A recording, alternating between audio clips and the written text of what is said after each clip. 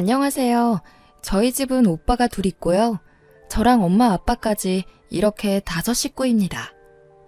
그러다 몇 년 전에 큰 오빠가 결혼하고 1년 있다가 바로 작은 오빠도 결혼했죠. 결혼 전 가족들이 모여 식당에서 식사할 때 엄마가 말씀하시길 아이고 두 아들 장가 보내고 며느리도 둘이나 있으니 이제 나도 며느리가 해주는 밥 좀 받아 먹어보겠네 라고 하며 전형적인 시어머니 멘트를 날렸습니다. 저는 새언니 편을 들어주는 착한 올케가 되고 싶었기에 엄마의 옆구리를 쿡 찌르며 눈치를 줬습니다. 그런데 작은 새언니가 글쎄 어머니 걱정 마세요. 앞으로 숟가락 하나 까딱하지 마세요. 라고 자신만만하게 말하더라고요. 작은 새언니의 대답에 엄마는 입이 귀에 걸리시면서 진심으로 뿌듯한 표정을 지어 보이셨죠. 그리고 그의 명절에 우리 가족은 뜻하지 않던 지옥을 만났습니다. 다들 명절 전에 대청소 한 번씩은 하잖아요. 그래서 저희 엄마도 슬슬 짐도 정리하고 더러운 건 안 보이게 숨겨놓고 했었는데 글쎄 명절 일주일 전에 작은 새언니가 큰 가방 2개를 끌고 내려왔더라고요. 처음에 무슨 이사라도 온 줄 알았습니다. 사람이 들어갈 만한 크기였거든요. 작은 새언니는 당당하게 청소가 필요할 것 같아서 자기가 전부 준비해왔다며 웃더군요. 엄마는 당연히 좋아하셨습니다. 하지만 엄마의 기쁨이 곡소리로 바뀌는 데는 시간이 얼마 안 걸렸죠.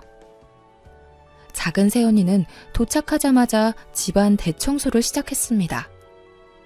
근데 이 대청소라는 게 그냥 우리가 일반적으로 생각하는 대청소가 아니었어요. 전문 업체에서는 입주 청소급이었죠. 그릇 다 싸놓고 소독하고 냉장고 싹 비워버리고 심지어 냉장고를 끌어내서 냉장고 바닥까지 청소하더군요. 처음에 그 모습을 보고 입이 딱 벌어졌습니다. 여리여리하게 생겨서는 냉장고와 식기세척기까지 번쩍 들어올려서 밑에 먼지를 닦는데 다들 그렇게까지 열심히 할 필요 없다며 새언니한테 좀 쉬면서 하라고 말했죠. 그런데 먼지만 닦으면 다행인데 조금이라도 더러워 보이는 건 전부 버렸습니다.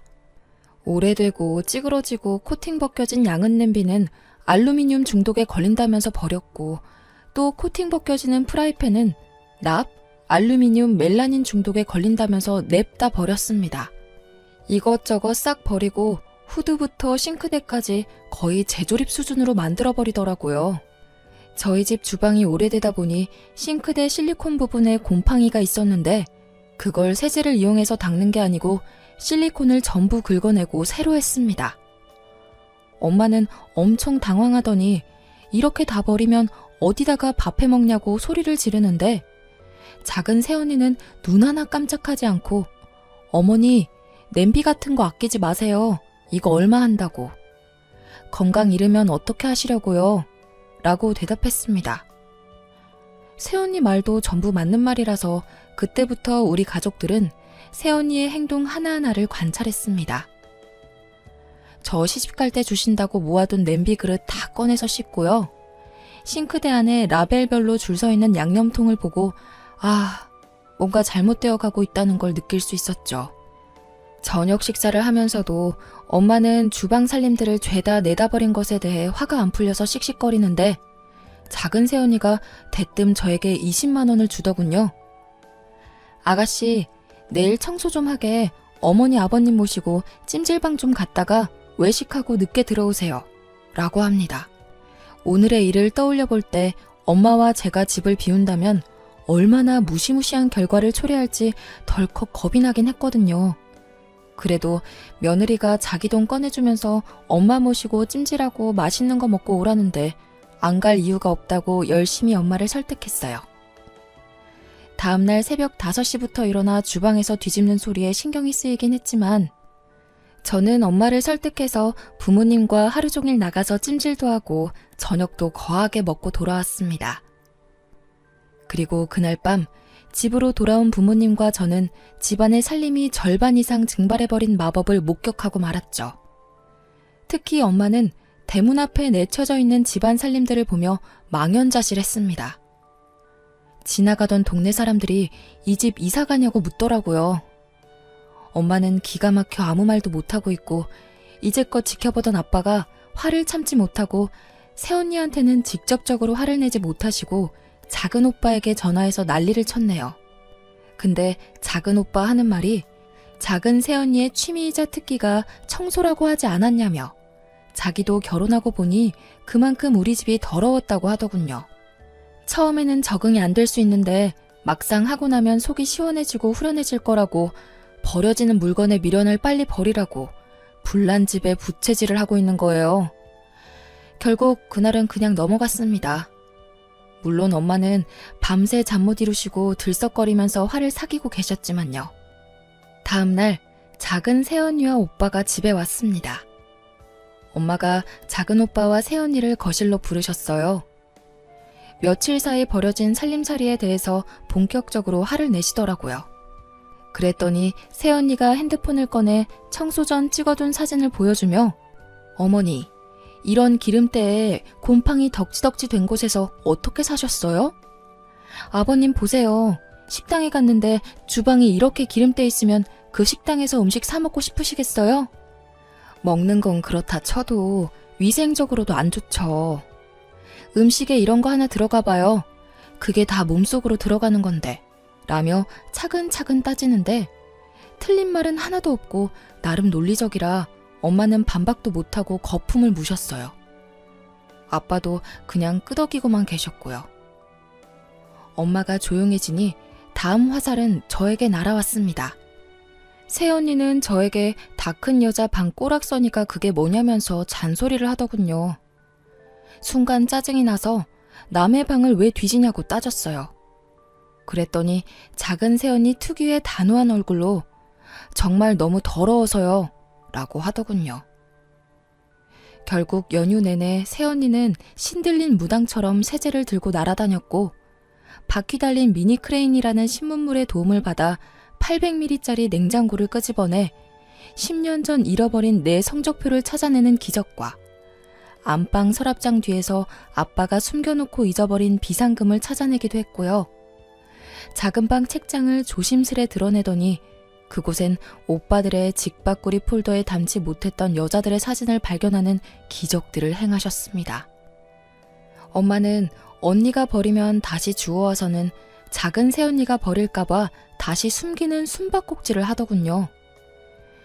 명절 때 엄마도 저도 부엌 근처에도 못 갔어요. 큰 새언니 역시 영문도 모른 채 싱크대 근처도 못 가고 피난 행렬에 동참했죠. 작은 새언니는 본인이 일하는 주변에 사람들 오는 거 정말 싫다고 단호히 선언했기에 온 가족이 작은 새언니 주변에 얼씬도 못했네요. 작은 새언니는 주방에서 음식을 하다가도 누가 무언가를 먹다 흘리면 귀신같이 쫓아와 닦았습니다. 꼭 살아있는 로봇 청소기 같다고 할까요? 본인이 청소해 놓은 거 보면서 정말 행복해해요. 혹시 누가 점퍼라도 벗어 소파에 걸쳐 놓으면 고통스러워하는 게 작은 새언니의 표정에서 느껴집니다. 그럼 우리 가족도 같이 고통스럽죠. 갑자기 뭔가 무거운 공기가 느껴지면 100% 누군가 해서는 안 될 짓을 했다는 거죠. 그래서 온 가족이 집에 들어올 때 밖에서 옷을 털고 들어오는 짐 풍경이 펼쳐졌고 집에 들어와서도 먼지라도 흘릴까봐 작은 새언니가 부를 때까지 안방에 강제로 갇혀 있었습니다.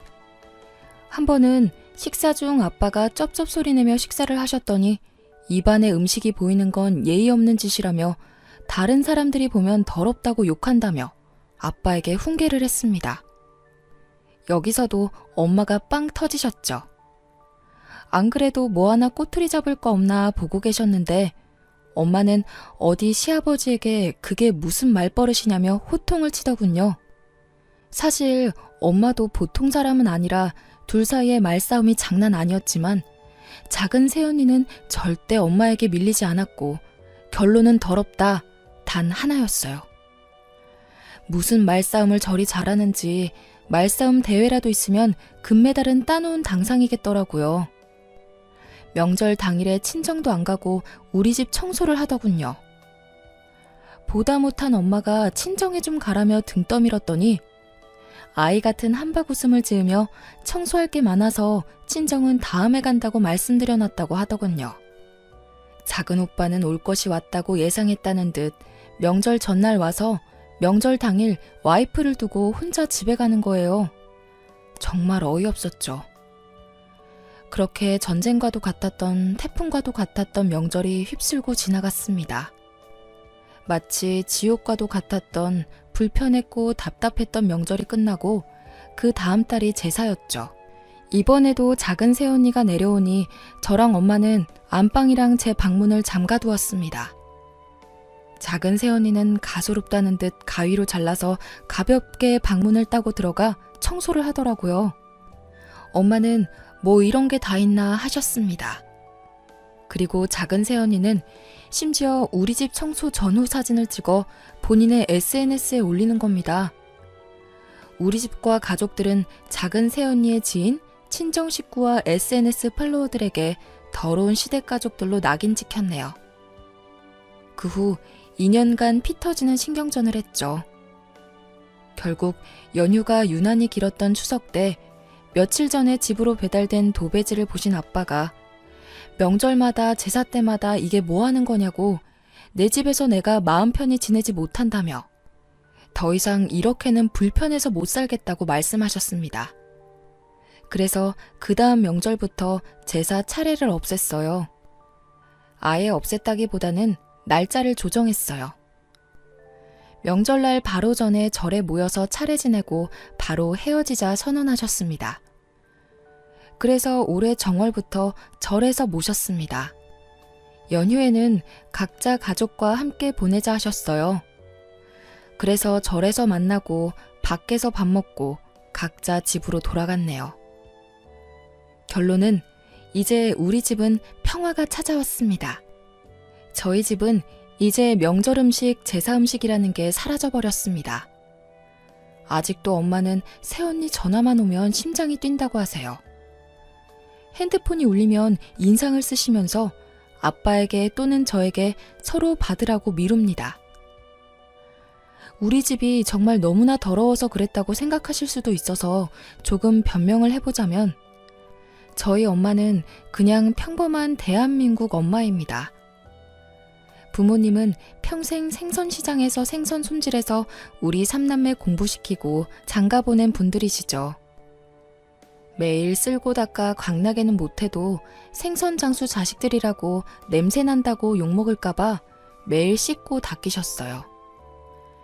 생선 냄새가 너무 싫어 냄새 뺄까봐 밥상에 생선 부위도 잘 안 올리셨습니다. 얼마 전 엄마 심부름으로 제가 작은 오빠 집에 간 적이 있습니다. 부모님이 작은 새언니한테 워낙 대이셔서 작은 오빠 집 근처도 안 가려고 하세요. 저도 안 가고 싶었는데 엄마는 죽어도 쟤네들 사는 곳은 절대 안 가겠다며 못 박았습니다. 오빠만 오라고 하면 혹시라도 새언니랑 같이 올까봐 꼴 보기 싫다고 저한테 다녀오라고 명령하셨죠. 아주 다행히도 새언니는 회사 동료 결혼식에 가는 바람에 작은 오빠 혼자 있었네요.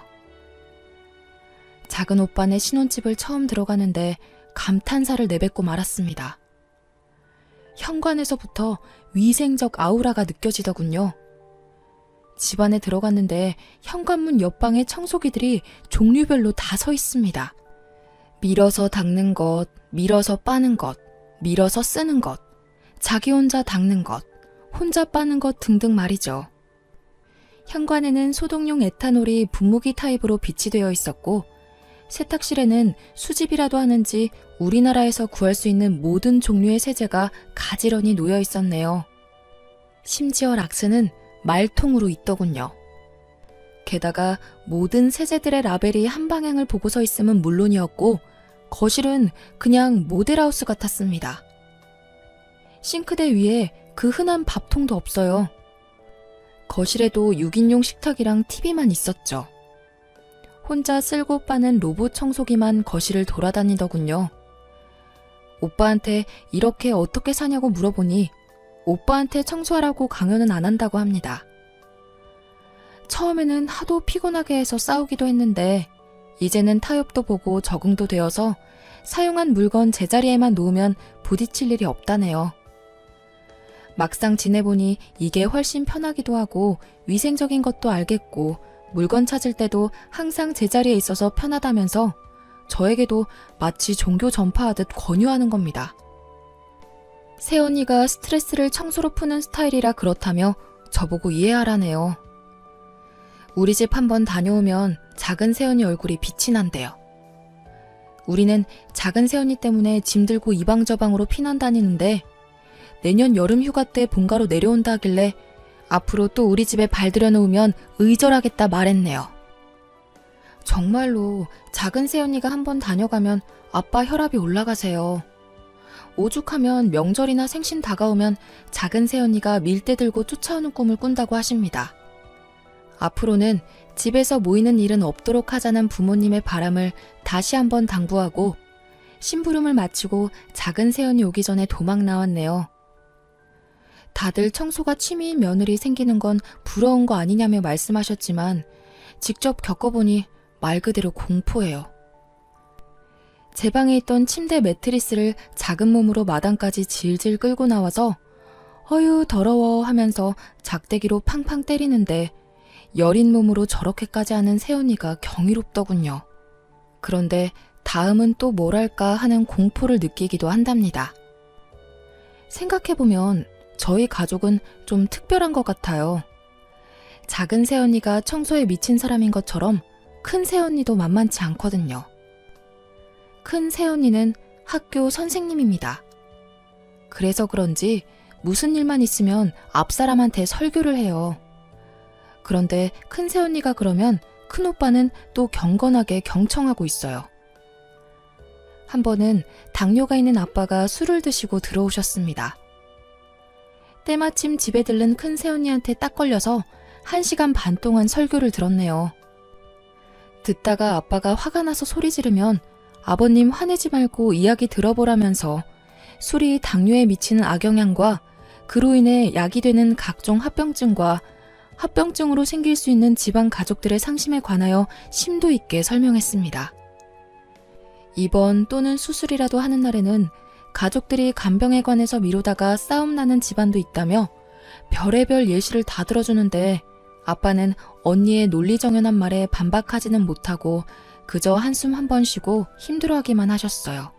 큰 새언니가 입을 한 번 열면 아주 그냥 박찬호급이에요. 다들 알겠으니 그만하라고 설득하면 아니요, 아직 덜 끝났어요 하면서 또 다른 예시를 들더니 하나하나 다시 설명합니다. 큰오빠는 제대로 조련되었는지 큰 새언니가 입만 열면 말리지는 못할 망정 경건하게 경청하면서 추임새도 넣어요. 더 웃긴 건 작은 오빠도 그런 큰 새언니를 욕했었어요. 시부모를 학생 보듯 한다고 그랬던 작은 오빠는 작은 새언니를 데려왔네요. 큰 새언니랑 작은 새언니랑 붙으면 누가 이길까요? 사실 한번 새언니 둘이서 붙은 적이 있어요. 작은 새언니가 락스를 생수처럼 쓰는 걸 보고 큰 새언니가 동서 나랑 이야기 좀 해 라고 입을 열었죠. 뭔 일이 나려나 싶어 온 가족이 긴장했네요. 하지만 새언니들의 싸움은 얼마 지나지 않아 작은 새언니의 완승으로 끝났습니다. 큰 새언니는 동서 락스는 독성 물질이 어쩌고 저쩌고 지나치게 사용하면 어쩌고 저쩌고 작은 새언니가 더럽지 않아요? 라고 말하고 큰 새언니가 하지만 락스는 독성가스가 어쩌고 저쩌고 말하면 작은 새언니는 깨끗하지 않아요? 다시 큰 새언니가 그래도 가족의 건강을 생각해서 어쩌고 저쩌고 라고 하니 작은 새언니가 그럼 형님이 하실래요? 제가 보고 배울게요 라고 하더군요. 결국 큰 새언니가 미안하다고 하고 이렇게 허망하게 끝났네요. 그 뒤로 작은 새언니가 주방일 끝내고 돌아서면 큰 새언니가 바로 짐 챙겨서 식구들 몰고 청소 끝낸 방으로 들어갑니다. 무슨 대관령 양떼 목장의 양떼 같아요. 우리 엄마 아빠 평생 생선 팔아 과외시켜 좋은 대학 보내고 집 사서 장가 보냈더니 깔끔 대마왕 서장훈과 투머치 말 많은 박찬호를 데려왔네요. 두 분께 개인적인 감정이 있는 건 아닙니다. 그쪽으로 유명한 대명사라서 언급했습니다. 중간에 낀 저로서는 남은 엄마 아빠가 걱정인 거죠. 저야 시집 가면 벗어나는 거니까. 하지만 엄마 아빠는 새언니들과 앞으로 살아갈 날이 훨씬 더 많은데 두 새언니들의 확고한 고집이 꺾일 것 같지 않네요. 뭐 그 고집이 나쁜 쪽은 아닌 거니까 다 듣고 보면 틀린 말은 아니고 다 좋자고 하는 거잖아요. 본인들 고생하겠다고 시간 내서 저러는 거니 하루빨리 엄마 아빠가 새언니들을 인정했으면 하네요. 그저 시부모의 숙명으로 받아들이면서 잘 맞춰서 오래오래 스트레스 받지 않고 잘 지냈으면 하는 바람입니다. 하루빨리 우리 집에 평화가 찾아오길 바래요. 제 이야기는 여기까지입니다. 다들 행복하세요.